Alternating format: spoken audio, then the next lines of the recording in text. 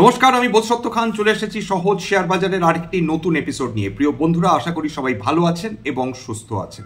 আজকের 1 ফেব্রুয়ারি অবশেষে কেন্দ্রীয় বাজেট আমরা দেখতে পেলাম এবং তার যে রিয়াকশনটা ছিল, সারাদিন ধরে মার্কেটে দারুণ ভোলাটিলিটি ছিল। মার্কেট কখনো উঠেছে, মার্কেট কখনো নেমেছে। সার্বিকভাবে সবার শেষে, দিনের শেষে অর্থাৎ শনিবারে মার্কেট একদমই ফ্ল্যাট বন্ধ হয়েছে বলা চলে।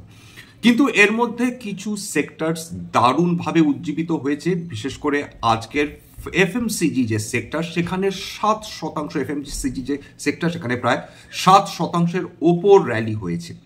স্বাভাবিকভাবেই মানুষ বুঝতে পেরেছেন যে সরকার অর্থাৎ ভারত সরকার এবার মূলত ফোকাস করেছেন যাতে কনজাম্পশন বৃদ্ধি হয়। অবশেষে বহু বছর পর মধ্যবিত্ত মানুষের মুখে একটা হাসি এসেছে বলা যেতে পারে, কারণ 12 লক্ষ টাকা অবধি মোটামুটি ট্যাক্স ফ্রি বলা যেতে পারে। এবার যারা স্যালারিড ইন্ডিভিজুয়ালস রয়েছেন তাদের জন্য অবশ্যই বেসিক এক্সেমশনস রয়েছে, সেটা 75,000 টাকা অবধি। তার মানে 12,75,000 টাকা যেটা ট্যাক্স ফ্রি। কিন্তু 12 লক্ষের ওপর যদি হয়ে যায় সেক্ষেত্রে কিন্তু নতুন ট্যাক্স স্ল্যাব যে ট্যাক্স স্ল্যাবসগুলো সেগুলো ইমপ্লিমেন্টেড হবে। তার মধ্যে 0 থেকে 4 লক্ষ টাকা অবধি নীল, 4 থেকে 8 লক্ষ টাকা 5%, 8 থেকে 12 লক্ষ টাকা 10%, 12 থেকে 16 লক্ষ টাকা 15%, 16 থেকে 20 লাখ টাকা 20%, 20 থেকে 24 লাখ টাকা 25% এবং 24 লাখ টাকা ওপর যদি হয় সেটা 30%। তার মানে যেটা দাঁড়াচ্ছে যে মোটামুটি মধ্যবিত্তর হাতে খরচ করার মতন কিন্তু বেশ খানিকটা টাকা চলে আসছে এবং খুব স্বাভাবিকভাবে সেক্ষেত্রে কনজিউমার ডিসক্রিশনারি, কনজিউমার ডিউরেবলস সমস্ত কিছুতেই মানুষ যে এখন খরচ করতে চাইবেন সেটাই স্বাভাবিক। সুতরাং আজকের যাবতীয় যতগুলো এফএমসিজি কোম্পানিজ রয়েছে, সেটা কি টাইটান বলুন, সেটা কি আইটিসি বলুন, সেটা কি নেসলে বলুন, ব্রিটানিয়া বলুন, হিন্দুস্তান ইউনিলিভার বলুন, সমস্ত স্টকসগুলোতে দুর্দান্ত উত্থান এসেছে। এবার অটো সেক্টর যেগুলোর মধ্যে কয়েকটা রুরাল ইকোনমিকে কেটার করে, বিশেষ করে হিরো মোটোকর্প, সেইটাতে দারুণ র্যালি এসছে। 4 চাকা গাড়ির মধ্যে মারুতিতে দারুণ র্যালি এসেছে। অর্থাৎ যেখানে যে কোম্পানিজগুলো রুরাল কনজাম্পশন থেকে বেনিফিটেড হবে সেই কোম্পানিজগুলো কিন্তু দারুণভাবে তারা আজকের উজ্জীবিত হয়েছে। তবে যে সেক্টরগুলোকে নিয়ে গত কয়েকদিন ধরে চর্চা চলছিল, এমনকি বলা যেতে পারে গোটা জানুয়ারি মাস ধরে চর্চা চলছিল, অর্থাৎ যে সেক্টরগুলো প্রায়োরিটি সেক্টর হিসাবে সরকার গত বছর অবধি তাদেরকে চিহ্নিত করে রেখেছিল, সেই রিনিউয়েবল এনার্জি বলুন, সেই ডিফেন্স বলুন, সেই রেলওয়েজ বলুন, সেই সেক্টরগুলো কিন্তু আজকের মার খেয়েছে এটা বলা যেতে পারে। অর্থাৎ এই সেক্টরগুলোতে কেন মার খেয়েছে তার পেছনে একটা ব্যাখ্যা রয়েছে যে সরকার যে ক্যাপেক্সের কথা বলেছেন সেই ক্যাপেক্সটা গত বছরের তুলনায় মারাত্মক কিছু বৃদ্ধি পায়নি বলে বিশেষজ্ঞদের ধারণা। 11.2 লক্ষ কোটি টাকার ক্যাপেক্সের লক্ষ্যমাত্রা রেখেছেন ভারত সরকার এবং সেটা গত বছরের তুলনায় অতি সামান্য বৃদ্ধি হয়েছে। মাননীয় অর্থমন্ত্রী শ্রীমতী নির্মলা সীতারামন তিনি বলেছেন, তার বাজেট ভাষণে এটা বলেছেন যে এই যে 12 লক্ষ টাকা অবধি ট্যাক্স ফ্রি তিনি করছেন মধ্যবিত্তের জন্য, তার ফলে প্রায় 1 লক্ষ কোটি টাকা ডাইরেক্ট ট্যাক্স তাকে আউটগো করতে হবে। তবে এই ক্ষেত্রে কেবলমাত্র যে 12 লক্ষ কোটি টাকা মানে 12 লক্ষ টাকা অবধি যাদের বার্ষিক রোজগার তারাই বেনিফিটেড হবেন তেমনটি নয়। যাদের মানে মোটামুটি 24 লক্ষ টাকা অবধি যাদের রোজগার রয়েছে তারাও বেনিফিটেড হবে, 24 লাখের ওপর যারা রোজগার করেন তারাও বেনিফিটেড হবে এবং মোটামুটি প্রায় 24 লাখ টাকার ওপর যারা রোজগার করেন তাদেরও কিন্তু মোটামুটি প্রায় অতিরিক্ত 1 লক্ষ টাকা অবধি তারা ট্যাক্স বাঁচাতে পারবেন। এটা গেল একটা।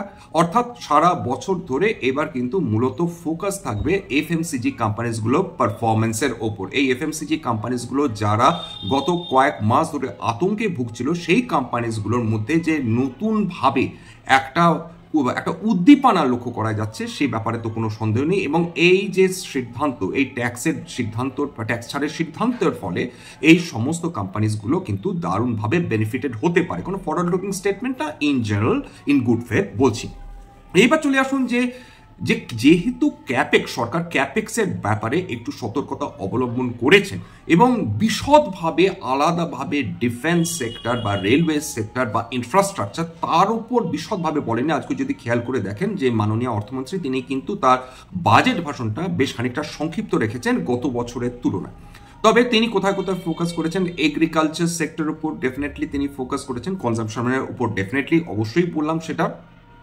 এছাড়া এবার চলে আসছি যে ইনকাম ট্যাক্স রিফর্মস ছাড়াও কিন্তু এগ্রিকালচার ইনিশিয়েটিভস কিন্তু বেশ কয়েকটা এগ্রিকালচার ইনিশিয়েটিভস নেওয়া রয়েছে, যেখানে হাই ইল্ড ক্রপ প্রোগ্রামের কথা বলা রয়েছে, সাবসিডাইজড ক্রেডিট রয়েছে ফার্মার্সদের জন্য, সেটা কিষাণ কার্ডের মাধ্যমে আগে যারা 3 লক্ষ টাকা অবধি বেনিফিট পেতেন, মানে সাবসিডিতে লোন পেতেন, সেটা এখন 5 লক্ষ টাকা অবধি করা হবে বলে মাননীয় অর্থমন্ত্রী তিনি জানিয়েছেন। এছাড়া গিগ ইকোনমি, যারা গিগ ওয়ার্কার্স, সেই গিগ ওয়ার্কার্সদের যাতে আরো ফর্মালাইজ করা সম্ভব হয়, তাদের ফর্মাল একটা লুক দেওয়া যায়, বিশেষ করে তাদের স্বাস্থ্য সম্পর্কে, তাদের ওয়েলফেয়ার সম্পর্কে, হেলথ কেয়ার এবং ওয়েলফেয়ার ইনিশিয়েটিভস এই গিগ ওয়ার্কার্সদের জন্য কিন্তু বিশেষভাবে নেওয়া হবে এবং সেটাকে বলা হচ্ছে গিগ ইকোনমি। এবার ইনফ্রাস্ট্রাকচার এবং এনার্জি ডেভেলপমেন্টের মধ্যে একটাই চিন্তার কারণ, চিন্তা এই কারণে বলছি যে এখানে কিন্তু মাননীয় অর্থমন্ত্রী বলেছেন যে নিউক্লিয়ার এনার্জি মিশনের কথা বলছে, যে যেখানে 100 গিগাওয়াট নিউক্লিয়ার পাওয়ার তৈরি হবে 2047-এর মধ্যে, এবং তার জন্য রিসার্চ এবং ডেভেলপমেন্ট হবে ছোট ছোট মডিউলার রিঅ্যাক্টরসের জন্য। এইখানেই হচ্ছে টেনশন, কারণ যেখানে আমরা রিনিউয়েবল এনার্জির দিকে যাওয়ার চেষ্টা করছি, যেখানে ফসিল ফুয়েল থেকে মুক্ত হওয়ার চেষ্টা করছি, যেখানে আমরা এমন কোনো ফুয়েল থেকে নিজেদের বাঁচাবার চেষ্টা করছি যেটা আমাদের স্বাস্থ্য সম্বন্ধে, মানে স্বাস্থ্যর পক্ষে ক্ষতিকারক, সেইটা যদি আবার ফিরে আসে নতুন উৎসাহ নিয়ে, যেখানে অবশ্যই এখানে আমি নিউক্লিয়ার এনার্জির কথা বলছি, সেটা ডেফিনেটলি মানে সার্বিকভাবে যদি মানে হিউম্যান হেলথের কথা বলা হয়, সেটা কিন্তু ডেফিনেটলি চিন্তার বিষয় বটে। এইবার যেটা ফিসকাল ম্যানেজমেন্টের প্রশ্ন রয়েছে, সেখানে ফিসকাল ডেফিসিট, সেটা সরকারের লক্ষ্যমাত্রা হচ্ছে 4.4% of GDP, gross domestic product 2025-2026-এর জন্য, এবং তার জন্য এই যে ডেফিসিট, এটা মেটাবার জন্য সরকার অতিরিক্ত 4.8 ট্রিলিয়ন রুপিস তারা কিন্তু বড় করতে চলেছে, এবং এই অবশ্যই 4.4% জিডিপির যেটাকে ফিসকাল ডেফিসিট বলে, সেটা কিন্তু খুব কম নয়। সুতরাং নতুন করে সরকারকে ধার করতে হবে এবং এই ফিসকাল ডেফিসিটটাকে মেটাবার জন্য। এছাড়া সেক্টরাল ইম্প্যাক্ট যদি বলেন, বেনিফিশিয়ারিজ অবশ্যই বলেছি যে কনজিউমার গুডস, এছাড়া অটোমোটিভ সেক্টর বেনিফিটেড হবে, কারণ এত বড় পরিমাণ টাকা যদি সত্যি সত্যি কনজিউমারদের হাতে আসে, সেক্ষেত্রে তারা যেগুলো করবেন, তারা পার্সোনাল লোন নেওয়ার ব্যাপারে বেশি উদ্যোগী হবেন, তারা কার লোন, অটো লোন নেওয়ার ব্যাপারে উদ্যোগী হবেন, এমনকি তারা হোম লোন নেওয়ার ব্যাপারেও কিন্তু দারুণ উৎসাহ দেখাবেন। যদিও যদি হোম লোন সেক্টরটা দেখেন, সেক্ষেত্রে আজকে যে দারুণ উজ্জীবিত হয়েছে এমনটি নয়, তবে এটা ঘটনা যে হয়তো যখন এটার আস্তে আস্তে যত দিন গড়াবে, তখন হয়তো হাউসিং সেক্টর,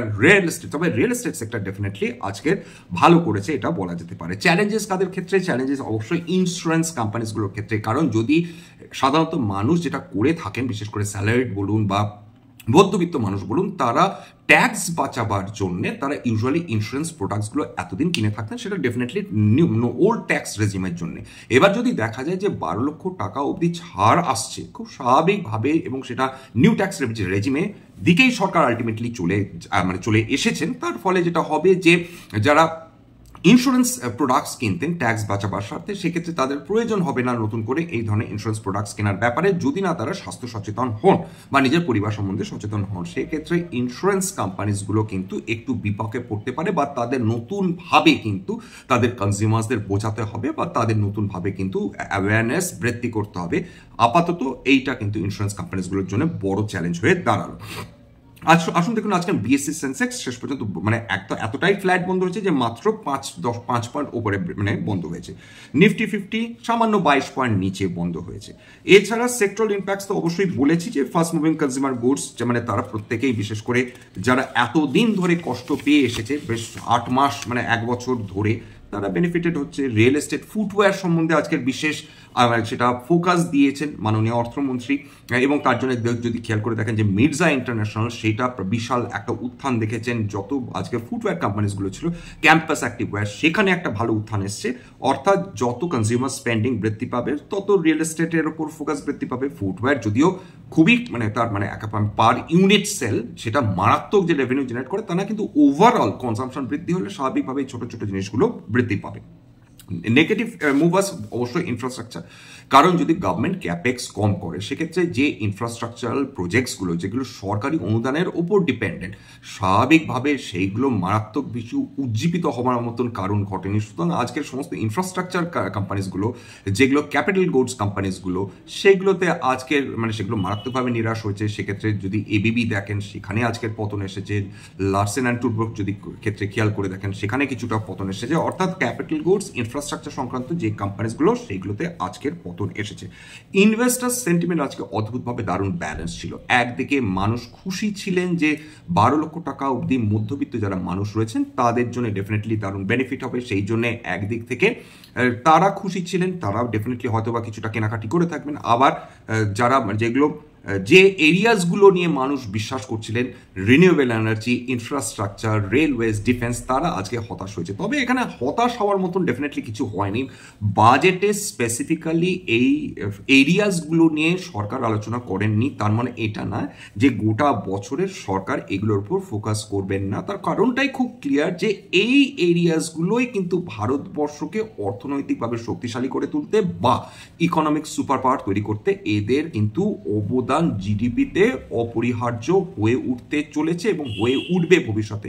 সুতরাং রিনিউয়েবল এনার্জি নিয়েও সরকার চিন্তা ভাবনা করবেন, ডিফেন্স নিয়েও সরকার অবশ্যই চিন্তা ভাবনা করবেন, এবং রেলওয়েজ ডেফিনেটলি একটা দেশের যদি মানে ইন্টারনাল স্ট্রাকচার, ইনফ্রাস্ট্রাকচার যদি শক্তিশালী হয় তবে কিন্তু সেই দেশটার প্রভূত উন্নতি হতে থাকে। তার উপর বেস করে রেলওয়েজ ডেফিনেটলি কিন্তু কোনো তারা ডেফিনেটলি তারা ফোকাসে অবশ্যই থাকবেন, কিন্তু প্রাথমিকভাবে সরকার এটা দেখবেন, যখন প্রয়োজন পড়বে সরকার নিজের মতন হয়তো বা সিদ্ধান্ত নেবেন। তবে এইগুলো ডেফিনেটলি যে সরকারের চোখের আড়ালে চলে গেল এমনটি না।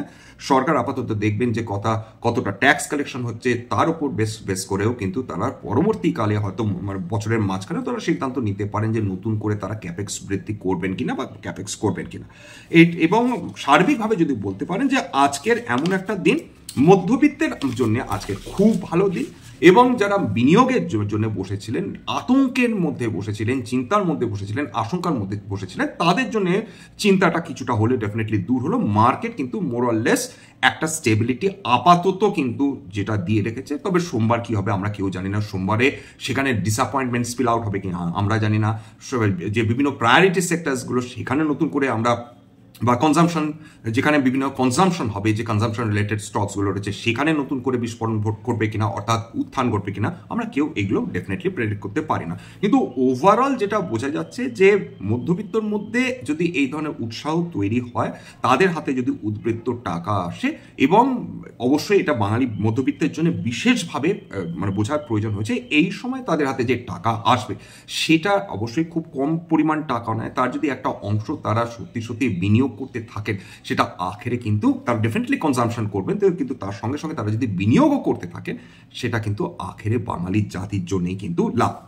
আজকের নিফটি ব্যাংক সামান্য হালকা নেগেটিভে বন্ধ হয়েছে। নিফটি আইটি কিন্তু বেশ কিছুটা পতন হয়েছে, প্রায় 1.5% কাছাকাছি।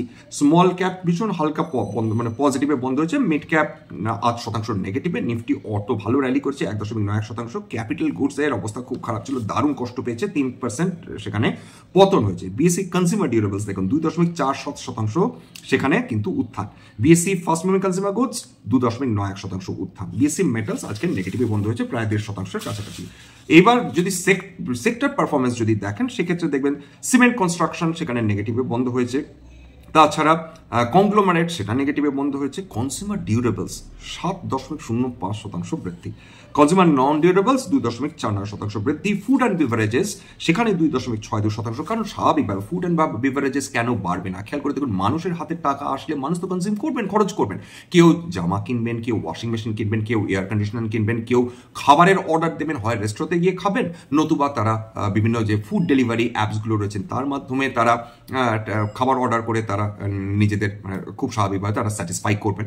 সুতরাং আজকে দেখুন যে সুইগি প্রায় 6%-এর উপর একসময় বৃদ্ধি পেয়েছিল। তার কারণটাই এটা যে যত কনজাম্পশন বাড়বে সেক্ষেত্রে সুইগির মতন বা জোম্যাটোর মতন, জোম্যাটোর মতন কোম্পানি বা সুইগির মতন কোম্পানি তারা বেনিফিটেড হলেও হতে পারে, এটুকুনি বলা যেতে পারে। ম্যানুফ্যাকচারিং নেগেটিভে বন্ধ হয়েছে, মিডিয়া এবং এন্টারটেনমেন্ট হালকা পজিটিভ। ওভারঅল যদি খেয়াল করে দেখেন যে আজকের যে বাজেট ছিল সেটা একদিক দিয়ে বলা যেতে পারে যে ব্যালেন্সড বাজেট। সরকার সতর্ক ছিল ক্যাপেক্সের ব্যাপারে, কারণ এটা বারবার বুঝতে হবে যে সরকার যখন খরচ করবে কেবলমাত্র সরকারের ওপর ডিপেন্ড করে একটা দেশের ক্যাপিটাল এক্সপেন্ডিচার হবে এটা কিন্তু হতে পারে না।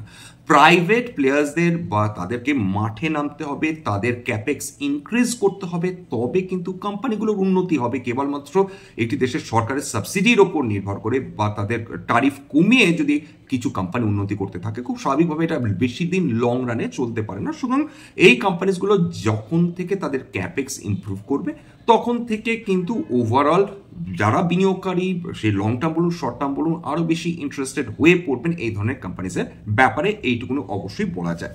ওভারঅল আবার এই নাটশেল বলে দিই, এফএমসিজি তারা হেল্প বেনিফিটেড হতে পারেন, রিয়েল এস্টেট তারা বেনিফিটেড হতে পারেন, রুরাল ইকোনমির মাধ্যমে এগ্রিকালচারাল সেক্টরস তারা বেনিফিটেড হতে পারেন, দু চাকার গাড়ি যারা প্রডিউস করে তারা বেনিফিটেড হতে পারেন। ওভারঅল কনজামশন বৃদ্ধি হলে কনজিউমার ফেসিং যে স্টকসগুলো যেগুলো অ্যালকোহলিক বিভারেজেস, আজকে দেখুন তো কিরকম উত্থান হয়েছে। এছাড়া সরকারের যে ইথানল পলিসি রয়েছে, এই যে 80 তারা আগে 2030 অব্দি টার্গেট রেখেছিল যে 80-20 ব্লেন্ডিং হবে, 80 হবে পেট্রোল বা ডিজেল, তার সঙ্গে 20% ইথানল, সে 2030 সেটা সরকার এগিয়ে এনেছে। ভেরি ইন্টারেস্টিং, সেটা 2025-26-এর মধ্যে সরকার এই 80-20 ব্লেন্ডিংটা করতে চাইছেন, যাতে আমাদের বিদেশি যে আমরা আমদানি করে থাকি পেট্রোল ডিজেল তার উপর নির্ভরতা অনেকটাই কমে যায়। সুতরাং সুগার ফ্যাক্টরিজগুলো বেনিফিটেড হতে পারে।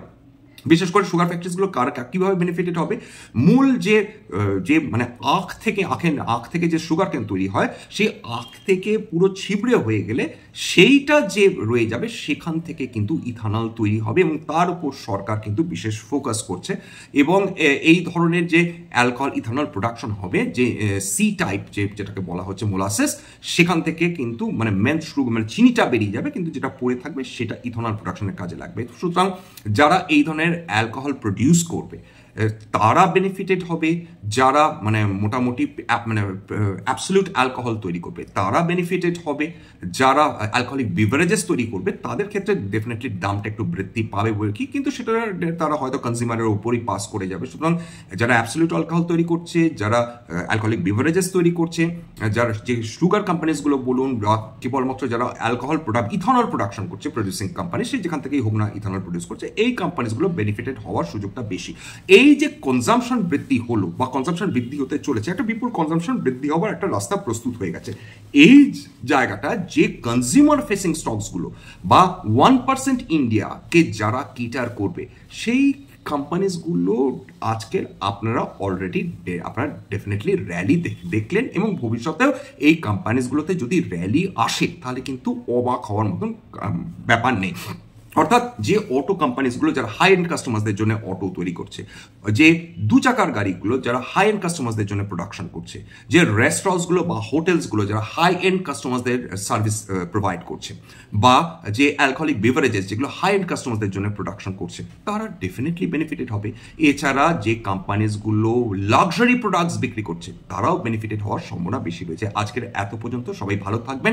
এই প্রসঙ্গে বলে দিই যে রবিবার মোটামুটি সকাল 9টা থেকে আমি একটা লাইভ করব, কারণ সমস্ত কিছু 20 মিনিটের ভিডিওতে আলোচনা করা যায় না, একটা লাইভ ভিডিও, একটা লাইভ স্ট্রিমিং করব, সেখানে আপনাদের উপস্থিতি অবশ্যই কাম্য। আপনারা আপনাদের প্রশ্ন রাখবেন, বাজেট নিয়ে ডেফিনেটলি আলোচনা করব, বিভিন্ন সেক্টর স্টকস নিয়েও আলোচনা করব। হ্যাঁ, তবে এই প্রসঙ্গে বলে দিই যে কোম্পানিজ বা সেক্টরসগুলো নিয়ে আলোচনা করলাম, এটা স্ট্যান্ডার্ড ডিসক্লোজার হতে পারে, তার অন্তর্গত কয়েকটা কোম্পানিতে আমার বা আমার পরিবারের বিনিয়োগ থাকলেও থাকতে পারে। ভবিষ্যতে আমরা নতুন করে যদি কিনি বা বিক্রি করি তাহলে কিন্তু আগাম বিজ্ঞপ্তি দিয়ে কিনতে বা বিক্রি করতে পারবো না। স্ট্যান্ডার্ড ডিসক্লেমার, এটা কেবলমাত্র একটা এডুকেশনাল চ্যানেল, বাঙালি বিনিয়োগকারীদের ইনভেস্টার অ্যাওয়ারনেস বৃদ্ধির জন্য। এখানে কোনো ধরনের কোনো কোম্পানির কিন্তু by sell recommendation, suggestion, advice বা ইনফ্লুয়েন্স করা হয় না।